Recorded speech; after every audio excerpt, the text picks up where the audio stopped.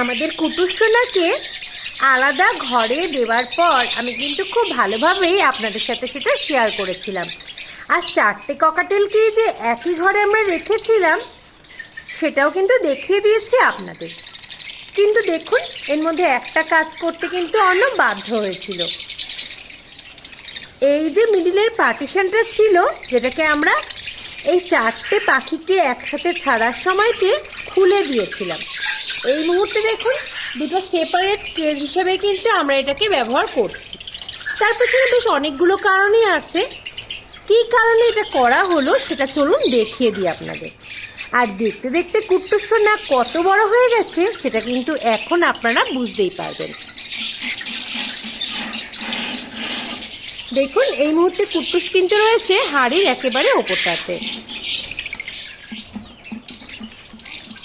Mail পাখিটা রয়েছে হাড়ির মধ্যে। আমি চেষ্টা করব দেখিয়ে দিতে।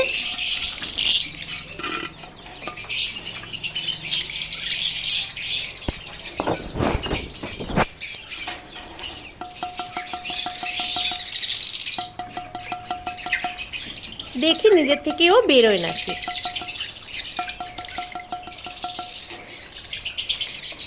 অনেকবার নক করা সত্ত্বেও কিন্তু মেল পাখিটা কিছুতেই বাইরে আসছে না। দেখুন, অর্ণব সেই কারণেই কিন্তু নিজে থেকেই মেলটাকে বাইরে বের করে দিয়েছে। এই যে রয়েছে মেলটা। আর কুট্টুসোনাকে তো আপনারা দেখিয়েছেন। আরও একটা পেয়ারকেও দেখিয়ে দিই, যেটা পাশের ঘরে রয়েছে এই মুহূর্তে। আমরা কিন্তু ভীষণভাবে চেয়েছিলাম এই পার্টিশনটা না দিতে, কিন্তু কোনো রকম উপায় না দেখেই আবারও পার্টিশনটা দিয়ে দিতে হয়েছে আমাদের।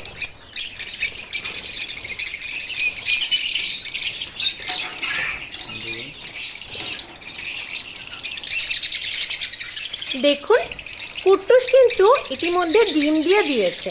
আমি হাড়ি আর খুলে বাইরে আনছি না, যেহেতু সদ্যই ডিম দিচ্ছে আর প্রথমবার ওর ডিম দেওয়া, সেই কারণেই কিন্তু বাইরে আমি হাড়িটা এই মুহূর্তে নামিয়ে আনছি না। যেহেতু প্রথমবার অনেক রকম সমস্যা থাকতে পারে, হতে পারে সবকটা ডিম ফার্টাইল হলো না, কিংবা যেহেতু ওদের আগে কোনো অভিজ্ঞতা নেই, সবকটা ডিম ফার্টাইল হলেও হয়তো সবকটা বাচ্চা ওরা ফুটিয়ে বের করতে পারলো না। কি হচ্ছে সেটা তো পরে অবশ্যই দেখাবো। যেই কারণে আমাদের পার্টিশনটা দিতে হলো সেটা হচ্ছে, এই একই ঘরেই কিন্তু দুটো ফিমেল পাখি থাকছিল এই ডিমগুলোর ওপরে। তো যার কারণে আমাদের মনে হচ্ছিল এতে ডিমগুলো নষ্ট হয়ে যেতে পারে।